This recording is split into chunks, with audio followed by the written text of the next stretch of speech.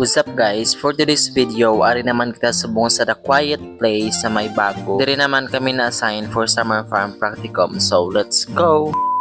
So guys, 5 AM nagkuha na kami sa amon boarding house sa nagbantay na sa may guwa planters sa ila ni ma'am. Kaya nga mo nasakyan ang tricycle ni ma'am, amot-amotan lang namon ang plite. Kay bago pang daan namon katuan, gasto katama kung makommute lang kami. Kapag abot ni ma'am, naglakat na kami dayon. Nakapit kami dayon sa may gasoline station para magpagas. Kay barako ni ang tricycle ni ma'am, so perti ni siya pasuyupon gasolina. Naglakat na kami dayon kay dapat aga pa kami to makaabot. Tapos ginagi namon ang mga classmate namon nga iban sa may crossing La Carlota. Mayo lang kay aga pa man sila ay nakamayawan hulat sa ila. Kay katalaka daan magsige hulat ya. Char.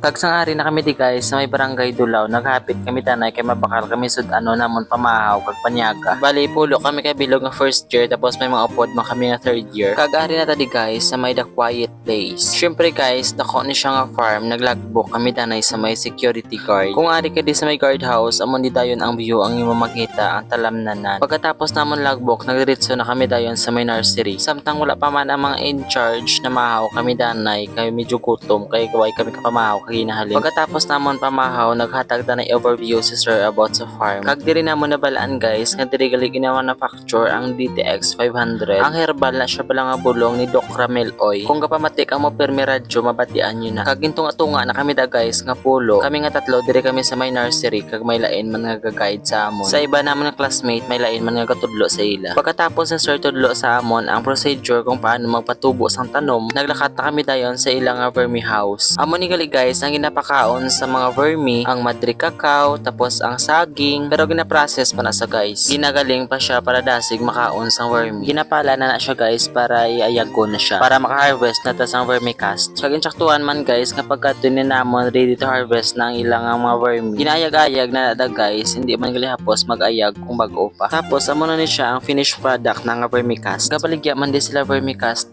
guys, pero subong wala sila na nagabaligya kay ginagamit nila. Pagkatapos guys, nalakat naman kami din sa may piyak sa mixer sang soil kag sang vermi. Kag diri man guys gina-sterilize ang duta. Antes na i-mix ang duta kag ang vermicast guys para mapatay ang mga microorganisms kag ang mga weed seeds. Kag amo na siya guys ang ginagamit mag-sterilize daw lutuan lang siya katinapay. Samtang gatulo si sir sa amon kung paano mag-process ang vermicast, nagbalik kami danay sa may nursery kay may nag-abot nga buyer. So nagbalik kami danay sa may nursery. Tungod kay sa may nursery kami na-assign, nagbuli kami danay hakos sang order pakadto sa salakyan sang nagbakal. Kag ang gin-order gali nila guys, papaya red lady nga variety sang kapayas. Pagkatapos namon hakos sa 100 nila nga order, nagbalik naman kami sa vermicast. Kag ang ginatuslok-tuslok na ni ma'am tawag da moisture temperature. Kay dapat ma-maintain ang moisture sang aton nga soil nga may vermicast. Ginabutang na namon guys ang duta sa may tray. Na mix na siya nga duta amo na sa ang butangan naton sang seed. Pagkatapos butang sang duta sa tray guys, amo na tuslok-tuslokon mo na siya liwat para magbuho. Char. Syempre dira mo na ibutang ang mga liso para hindi ka nayawan tuslok-tuslok pa sa imong kamot, may kahoy sila yang ginatuslok. Kag ang ginbutang danamon nga seed iya ka paitan. Pagkatapos ito guys, dalo naman di guys ang mga tray sa may nursery kay diri naman na siya ibutang. Kag tabunan na siya guys ang trapal for germination 5 to 7 days. Pero before ta siya tabunan sa trapal, ibas on ta sa danay para ma-maintain ang iyang moisture. Syempre namidaan kung kabasa-basa para makatubo sa sang mayo. Char.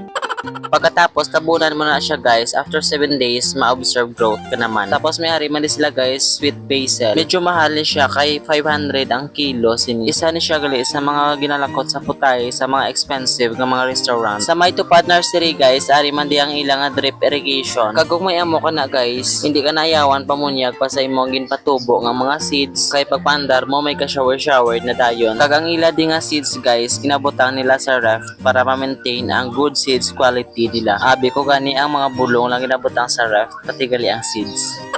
Sang break time naman sa udto guys, naglibot-libot kami danay sa may farm. Medyo mayaw-ayawan kag itilakat guys, kay 25 hectares na di ang farm. Diri kami nag-agi sa may mga kakahuyan kay kabugnaw, tapos tamo man di mga gabi kag lapad di guys ang talamnan na nila. Kag iti ka diya guys basta-basta makasulod sa ilang farm without permission. Kay may security guards sa may gate, may security guard man nga galagaw, ga monitor. Tapos ang isa man namon kaupod nga tanga kundi hurma yatiil sa may tae. Kagari na kami di guys sa may resort. Halin sa may ginhalina namon pakadto di medyo hapuon kagidya kalakat. Partida may pabalik pa na karon. 5 days kami di gali guys sa may The Quiet Place Farm Resort. Bali may 4 days pa kami di nga balik-balik. Kanami gidiya guys lagawan kay damo kadiya activities nga mahimo. Swerte gani namon kay pagkatapos namon sa amon nga ginaobra pwede na kami dayon kalagaw-lagaw. Kanami di sang ilang swimming pool guys kay ka clear gidiya katama. Maka-relax kagid diya. Ari naman kami di guys sa may nursery sa Piak. Ari di ang mga herbal plants, mga fruits, damo di mga medicinal plants guys nga mga nakapat. Tapos may mga label, may English name, may scientific name. Hasta nga nakalambot na kami di guys sa may mga bugnay. Kadamo-damo sang bunga sang bugnay. Kakuriit pa da si mapagtilawya kurang nakauna niya hindi luto katama. Nang harvest kami dadanay sa mga bugnay kadamo sang luto kakaratak-tak lang ang mga luto. May nakita man kami di guys nga passion fruit pero hindi lang kami sure kung passion fruit nisa o kung base ilain lang siya nga varieties ng passion fruit. Hasta nakalambot na kami di guys sa may garden nga damdamo sa nami nga bulak. Colorful katama. Sa dira nga part guys medyo nagutom na kami da sa sige kalagaw. Kay perti kakapoy lakton guys halin sa ubos pakadtugid sa babaw. Kag nakagaday na kami da nga mabalik na kag manyaga. Tapos amo nagali guys ang views ang ilang nga swimming pool sa babaw. Di ba kanami tapos perti katinlo pa. Galakat-lakat na kami na pabalik kay nagutom na kami tapos paglambot naman nagpahuway-huway lang kami kadali kag nanyaga. Nalapyo kami sa sige laktanay. Amo ang sitwasyon namon guys pagkatapos namon panyaga mansig tulog kami sa lamisa. Amat-amat lang ni taning alagaw amon guys mong kaso nadala lang sa isa kadlaw ti go. Tapos may ari pag na di nga katulog sa gwa kag may ari man katulog sa babaw tricycle. Sang hapon na guys, balik naman obra rin naman di sa may gwa panghagbas ang mga sagbot. Pati si ma'am gabulig man panghilamon kag painit tapod sa amon. Katiga pa ni sa mga hilamon guys tapos medyo habol pa danang ispading. Diri sa likod nursery guys, tamo man di mga tanom mga talong. Katambok sa ilang nga talong kay sagot gid nga daan. Base next day mang harvest kami di. Char. Diri sa babaw guys, kina-prepare naman di ang duta para ibutangan sang plastic mulch. Before butangan sang plastic mulch guys, butangan danay sang chicken dung. Ang benefits sang mulching guys is to prevent soil erosion, to maintain the moisture of soil, kag hindi makatubo ang mga hilamon sa may tanom gid. Damo pa na siya guys nga mga advantages. Amo ni siya gali guys ang mixer sang soil kag vermicast. Ginahaluan ni nila sang SWAT or sewage and waste active treatment nga may antifungal kag iban pa. Balik na tadi guys sa may talakdan plastic mulch. Kaso medyo hapon na sa guys so buwas na siya guys takdan. Kay mapuli na kami layo pa kada namon nga biyahe. Before kami guys nagpuli na picture kami danay kag nangwa sa mga blackberry kag bayabas sa may kilidalan. Damo di guys blackberry halin gid sa may gate pakadtugid sa punta. Ari kami di sa amon nga farm, dako namon nga farm. Charot. May pagkapilingon man nangangkon sa India farm. Papuli na kami da guys, mabalik naman kami buwas sa aga. Bye-bye!